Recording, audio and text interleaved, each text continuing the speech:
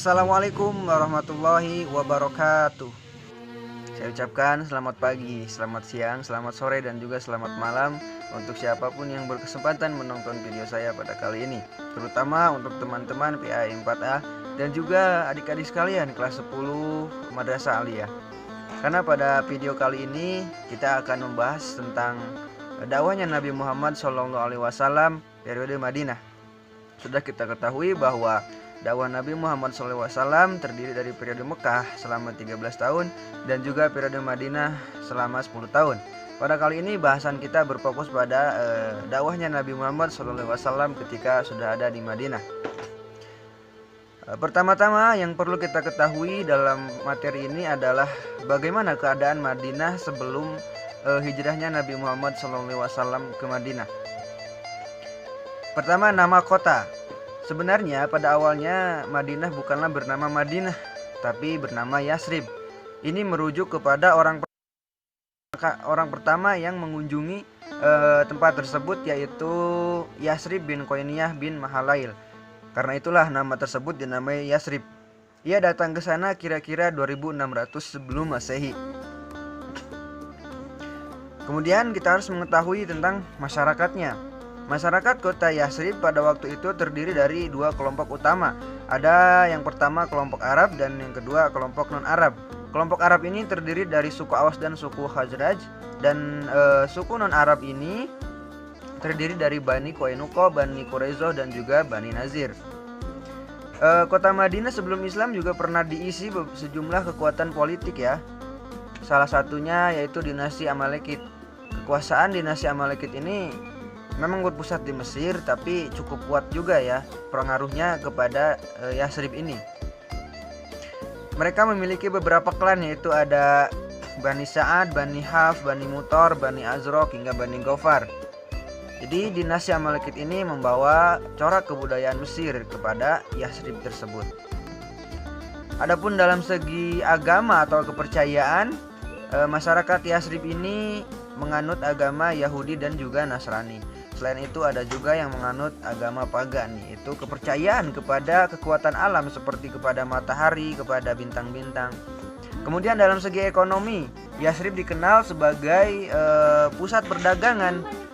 Kenapa? Karena dia memiliki posisi yang sangat strategis, yaitu dalam jalur perdagangan yang menghubungkan Yaman di selatan dan juga Syria di utara. Nah, Madinah sendiri sebenarnya maknanya adalah kota. Jadi misi Nabi Muhammad SAW adalah membentuk masyarakat madani, masyarakat yang berkedaulatan kota. Sehingga dalam sistem pemerintahan, sistem sosial, sistem ekonominya dia sudah maju atau sudah pakai sistem kota, tidak lagi sistem tradisional yang tertinggal. Hijrah Nabi Muhammad SAW. Pertama, kita untuk kaji dulu kata hijrah. Tentunya di zaman sekarang sudah banyak orang-orang yang menawarkan tentang hijrah, baik itu dalam segi pakaian, dalam segi mungkin tingkah laku. Tapi tidak banyak juga yang mampu memberikan kepuasan dari makna hijrah tersebut. Karena mungkin yang diartikan hijrah itu sekedar berganti pakaian atau berganti tingkah laku, tapi tidak berubah penjiwaan. Nah, sekarang bagaimana hijrahnya Nabi Muhammad SAW? Hijrah itu kan berpindah dari yang baik menjadi lebih baik, atau yang tadinya memang ternyata buruk menjadi baik. Itu hijrah. Nah, hijrahnya Nabi Muhammad SAW tentu masuk dalam definisi itu. Karena pada waktu itu kejahatan orang-orang kafir terhadap orang muslim itu sangat merajalela atau mencapai puncak kejamnya, hingga ada rencana untuk melakukan pembunuhan terhadap Nabi Muhammad SAW. Pada waktu itu para sahabat pun merasakan keresahan yang sama dengan Nabi. Maka dari itu dakwah yang tadinya di Mekah berpindah menjadi dakwah di Madinah. Ini adalah sebuah lompatan perpindahan dari baik menjadi lebih baik, karena pada akhirnya nanti pun Nabi Muhammad SAW mampu membebaskan kota Mekah dari kekuasaan orang kafir Quraisy setelah Nabi sudah berdakwah di Madinah. Lalu bagaimana sebenarnya strategi Nabi berdakwah di Madinah? Nah, strategi Nabi berdakwah di Madinah yang pertama adalah langkah konkret yang beliau lakukan dengan membangun masjid. Masjid pertama yang dibangun oleh Nabi Muhammad SAW di sana adalah Masjid Quba. Jadi Masjid Quba ini berdiri di tanah anak yatim, yaitu Sahal dan Suhail bin Amr. Kiblatnya pada waktu itu masih menghadap ke Baitul Maqdis. Selanjutnya, setelah beberapa bulan Nabi Muhammad SAW berada di Madinah, beliau membangun masjid kembali, yaitu masjid yang tentu sudah familiar untuk kita, yaitu Masjid Nabawi. Dan di salah satu sudut masjid tersebut, Nabi menjadikannya sebagai tempat tinggal bersama Siti Aisyah dan juga Saudah. Pembangunan masjid tersebut bukan hanya sebagai tempat ibadah sholat saja ya, tapi juga dipergunakan sebagai pusat kegiatan pendidikan dan pengajaran keagamaan, mengadili berbagai perkara yang muncul di masyarakat, tempat musyawarah, tempat pertemuan, dan lain sebagainya. Jadi masjid itu menjadi sentral masyarakat muslim pada waktu itu. Adapun mungkin untuk di masa sekarang kita bisa membuat perbandingan dan pengkajian masing-masing ya. Yang kedua adalah langkah beliau dengan membangun persaudaraan. Terutama persaudaraan yang beliau bangun adalah antara orang-orang yang hijrah bersama beliau dari Mekah ke Madinah, yaitu yang disebut kaum muhajirin, dan juga orang-orang yang menyambut, yang menjadi penolong ketika di Madinah, yaitu kaum Ansor, kaum penolong.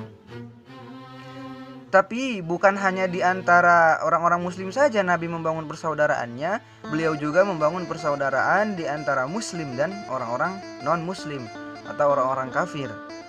Jadi terciptalah di sana suasana yang aman dan damai. 3. Strategi beliau dalam berdakwah adalah membangun kesepakatan kerjasama dan perdamaian. Jadi Rasulullah SAW bermusyawarah dengan para sahabat baik dari muhajirin ataupun ansor untuk merumuskan pokok-pokok pemikiran yang akan dijadikan semacam undang-undang. Rancangan ini memuat aturan yang berkenaan dengan orang muhajirin, ansor, dan juga masyarakat Yahudi ataupun Nasrani yang hidup saling berdampingan di sana. Undang-undang ini kemudian dikenal nantinya sebagai Piagam Madinah. Piagam ini ditulis pada 623 Masehi atau tahun kedua Hijrah.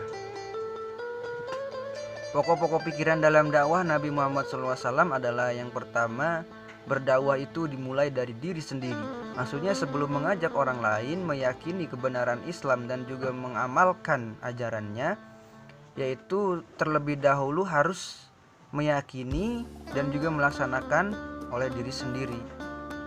Yang kedua, cara atau metode melaksanakan dakwah sesuai dengan petunjuk Allah Subhanahu wa taala. Ketiga, berdakwah itu hukumnya wajib bagi Rasulullah SAW dan juga umatnya. Yang keempat, berdakwah itu dilandasi dengan niat ikhlas tulus karena Allah Subhanahu wa taala. Jadi bukan untuk memperoleh popularitas dan keuntungan yang bersifat materi. Dalam dakwahnya Nabi Muhammad SAW di Madinah terjadi berbagai peperangan. Yang pertama ada Perang Badar. Perang Badar ini adalah pertempuran pertama antara kaum muslimin dengan kafir Quraisy Mekah. Waktu itu jumlah pasukan muslimin hanya 313 orang, sedangkan pasukan dari kafir itu berjumlah 1000 orang. Jadi dalam segi jumlah sangat jauh berbeda ya. Perang ini terjadi pada 17 Maret 624 Masehi atau 17 Ramadan 2 Hijrah. Tapi setelah bertempur habis-habisan, walaupun jumlah pasukan muslimin sangat sedikit dan pasukan kafir sangat banyak, muslimin mampu mengalahkan kafir Quraisy. Dan tentunya dengan terjadinya kemenangan ini menjadi sebuah jalan untuk Islam semakin besar dan semakin maju. Karena kafir Quraisy itu termasuk golongan yang dimuliakan atau golongan yang besar di Jazirah Arabia. Jadi dan kemenangan ini menandakan bahwa ada kekuatan baru, yaitu kekuatan muslim yang dipimpin oleh Muhammad SAW di Jazirah Arabia. Terbukti dengan adanya suku-suku Arab yang menjadikan sekutu kepada muslimin atau mereka jadi merapat kepada kaum muslimin. Kedua ada Perang Uhud.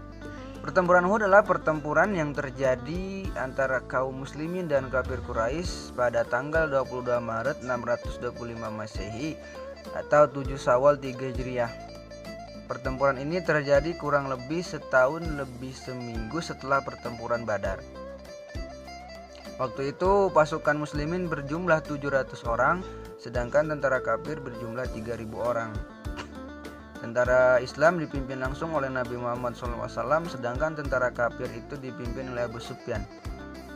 Disebut pertempuran Uhud itu karena terjadinya di dekat Bukit Uhud yang terletak 4 mil dari Masjid Nabawi dan mempunyai ketinggian 1000 kaki dari permukaan tanah dengan panjang 5 mil.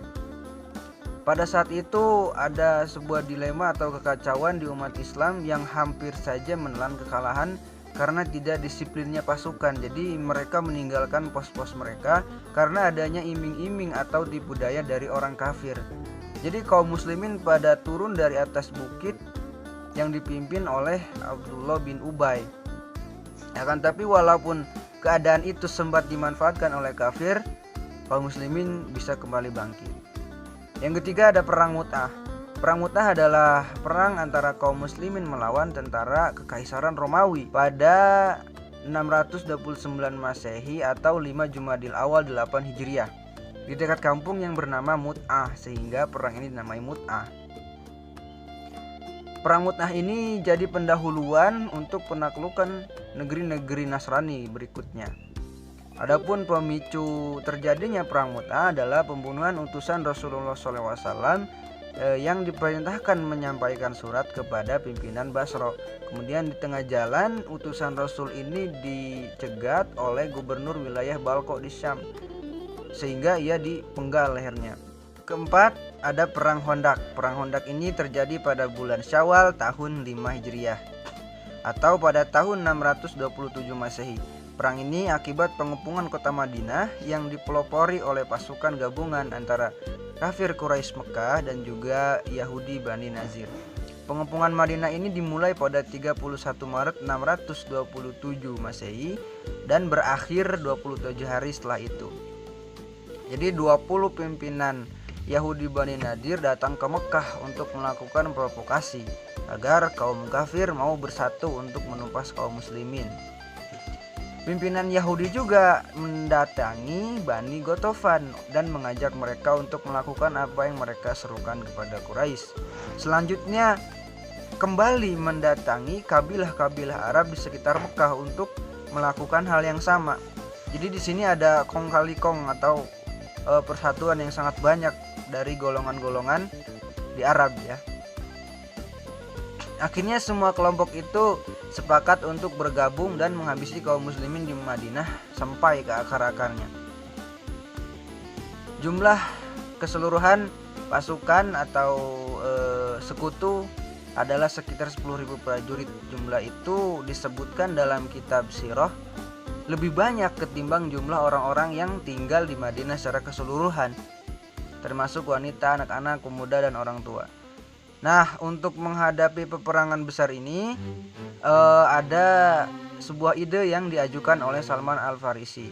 Jadi idenya adalah dengan membangun parit di sekeliling kota Madinah. Inilah yang dinamakan dengan Khandaq. Yang kelima ada perang Tabuk. Perang Tabuk atau juga sering disebut dengan ekspedisi Tabuk adalah ekspedisi yang dilakukan umat muslimin pada 630 Masehi atau 9 Hijriah ke tempat yang bernama Tabuk yang sekarang ini terletak di wilayah Arab Saudi barat laut. Jadi pada waktu itu Romawi memiliki kekuatan militer paling besar. Perang itu dianggap sebagai kelanjutan dari perang Mu'tah. Kaum muslimin mendengar persiapan besar-besaran yang dilakukan oleh pasukan Romawi dan juga Raja Ghassan. Keadaan semakin kritis pada waktu itu karena suasana sedang kemarau, kaum muslimin tengah berada di tengah kesulitan dan juga kekurangan pangan. Untuk melindungi umat Islam di Madinah, Nabi Muhammad memutuskan untuk melakukan aksi preventif dan menyiapkan pasukan. Hal ini disulitkan tetapinya dengan adanya kelaparan di tanah Arab dan juga kurangnya kas atau keuangan umat muslimin. Tapi dengan keadaan seperti itu, Nabi Muhammad SAW berhasil mengumpulkan pasukan yang terdiri dari 30.000 orang. Jumlah pasukan yang sangat banyak ya. Setelah sampai di Tabuk, umat Islam tidak menemukan pasukan Bizantium ataupun sekutunya. Jadi menurut sumber-sumber muslimin, mereka itu menarik diri ke utara setelah mendengar kedatangan pasukan Muhammad. Namun dalam hal ini tidak ada sumber non-muslim yang mengonfirmasi ya. Nah, keadaan seperti itu dimanfaatkan oleh Nabi Muhammad SAW untuk mengunjungi kabilah-kabilah yang ada di sekitar Tabuk. Hasilnya banyak kabilah Arab yang sejak itu tidak lagi mematuhi kekaisaran Bizantium dan berpihak kepada Nabi Muhammad dan umat Islam. Nabi Muhammad juga berhasil mengumpulkan pajak dari kabilah-kabilah tersebut saat hendak pulang dari Tabuk. Kemudian Nabi Muhammad pun didatangi oleh para pendeta Kristen di lembah Sinai. Nabi Muhammad berdiskusi dengan mereka dan terjadi perjanjian yang mirip dengan Piagam Madinah bagi kaum Yahudi. Piagam ini berisi perdamaian antara umat Islam dan umat Kristen di daerah tersebut. Materi berikutnya adalah tentang Perjanjian Hudaybiyah. Perjanjian Hudaybiyah ialah perjanjian yang dilaksanakan di Hudaybiyah Mekah pada Maret 628 Masehi atau Dzulqa'dah 6 Hijriah antara kaum Quraisy dengan kaum muslimin Madinah. Hudaybiyah ini berada pada 22 arah barat Mekah menuju Jeddah. Sekarang terdapat Masjid Ridwan. Hudaybiyah memiliki nama lain As-Sumaisi. Sebenarnya ini diambil dari nama As-Sumaisi yang menggali sumur di Hudaybiyah. Perjanjian Hudaybiyah ini merupakan perjanjian yang terjadi antara Quraisy Mekah dengan Muslim Madinah yang dipimpin oleh Nabi Muhammad SAW. Karena kaum Quraisy Mekah melarang kaum muslimin Madinah untuk masuk ke Mekah dalam rangka melaksanakan ibadah haji dan umroh. Akhirnya Nabi Muhammad SAW mengajak mereka untuk bernegosiasi hingga mengadakan perjanjian damai. Kaum muslimin Madinah pun menyetujui langkah Nabi Muhammad SAW, yaitu bahwa jalur diplomasi lebih baik daripada peperangan. Kejadian ini pun diabadikan di dalam Al-Quran surah Al-Fat ayat 24. Beberapa hal penting yang patut diketahui dari perjanjian Hudaybiyah, yakni yang pertama, perjanjian Hudaybiyah ditandatangani oleh Suhail bin Amr sebagai wakil kaum Quraisy Mekah. Suku Quraisy adalah suku yang sangat dihormati di Arab, sehingga Madinah diakui mempunyai otoritas sendiri. Yang kedua, perjanjian Hudaybiyah ini menyebabkan kaum Quraisy Mekah memberi kekuasaan kepada pihak Madinah untuk menghukum pihak Quraisy yang menyalahi isi perjanjian tersebut. Ketiga, perjanjian Hudaybiyah memperlihatkan keseimbangan karena adanya kebebasan masing-masing suku yang ingin menggabungkan diri atau bersekutu kepada salah satu pihak tanpa adanya tekanan dan paksaan. Kelanjutan dari perjanjian Hudaybiyah ada materi tentang Fathu Mekah. Jadi Fathu Mekah ini artinya pembukaan atau kemenangan kota Mekah. Maksudnya adalah kota Mekah yang dulu menjadi pusat pemerintahan dan pusat kegiatan kaum kafir Quraisy telah dibuka dan dimenangkan kaum muslimin yang menghadirkan kebebasan di dalamnya. Awal mula ceritanya terjadi Fathu Mekah adalah setelah 20 hari menjalankan ibadah umroh di Mekah, Rasulullah dan para sahabat kembali ke Madinah. Memang pada awal mulanya semua berjalan aman-aman saja, sampai datang berita dari Mekah bahwa ternyata kaum Quraisy melanggar perjanjian yang baru saja disepakati. Pelanggaran yang dilakukan itu membuat Rasulullah SAW memutuskan untuk menyerbu kota Mekah. Kaum Quraisy yang menyadari pelanggaran hal tersebut akhirnya mengutus Abu Sufyan ke Madinah untuk melaksanakan diplomasi. Tetapi Rasulullah langsung mempersiapkan 10.000 pasukan yang siap datang ke Mekah untuk melakukan pembebasan. Dengan begitu Abu Sufyan dan pimpinan Mekah lainnya menyerah kepada Rasulullah SAW. Akhirnya Rasulullah bersama pasukan muslimin pun menang dan berhasil menguasai Mekah tanpa adanya pertumpahan darah. Rasulullah mengampuni seluruh penduduk Mekah dan melarang pasukan melakukan pertumpahan darah. Pada 17 Ramadan tahun 8 Hijriah, Mekah dibebaskan dari kaum Quraisy. Peristiwa ini kemudian dinamakan dengan Fathu Mekah.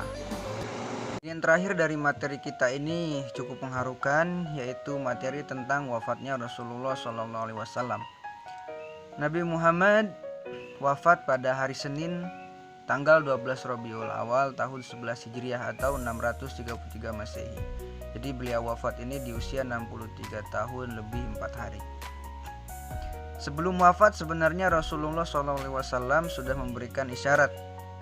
Isyarat beliau yang pertama adalah ketika di Padang Arafah saat Haji Wada, yang mana Haji Wada ini adalah haji terakhir yang beliau laksanakan. Beliau bersabda, "Aku tidak tahu pasti, barangkali setelah tahunku ini aku tidak akan bertemu lagi dengan kalian di tempat wukuf ini untuk selamanya." Adapun isyarat yang kedua adalah pada pertengahan hari-hari tasyrik turun kepada beliau surah An-Nasr. Jadi dengan turunnya surah itu beliau semakin yakin pada perpisahan yang akan segera tiba. Rasulullah SAW sebelum wafat pun sempat mengalami sakit ya. Pada 29 Safar tahun 11 Hijriah, Nabi mengalami sakit kepala dan juga demam tinggi. Beliau juga sempat mengumpulkan para sahabat di rumahnya Aisyah radhiyallahu anha. Dan juga sempat beliau tidak mampu untuk menjadi imam sholat sehingga memerintahkan kepada Bilal agar memberitahukan Abu Bakar supaya menjadi imam. Singkat cerita, datanglah malaikat Israel ke kediaman beliau lalu meminta izin kepada Rasulullah SAW untuk mencabut nyawanya. Dengan begitu Rasulullah SAW pun mengizinkannya. Rasulullah SAW dimakamkan di kediaman beliau di Madinah, yaitu tepatnya di kamar beliau bersama istrinya Aisyah radhiyallahu anha. Lalu bagaimanakah keadaan Madinah sepeninggalan Rasulullah SAW? Madinah sepeninggalan Rasul menjadi pusat kekhalifahan. Terdapat 3 khalifah yang memerintah di kota itu, yaitu Abu Bakar, Umar, dan juga Utsman. Adapun di masa Ali, pemerintahan dipindahkan ke Kufah di Irak. Yang kita ketahui bahwa di masa Ali ini gejolak politik sangat kuat ya pada waktu itu. Saya kira itu saja materi kita tentang dakwahnya Nabi Muhammad SAW di Madinah. Semoga dapat difahami dan semoga banyak memberikan manfaat. Akhirul kalam, wassalamualaikum warahmatullahi wabarakatuh.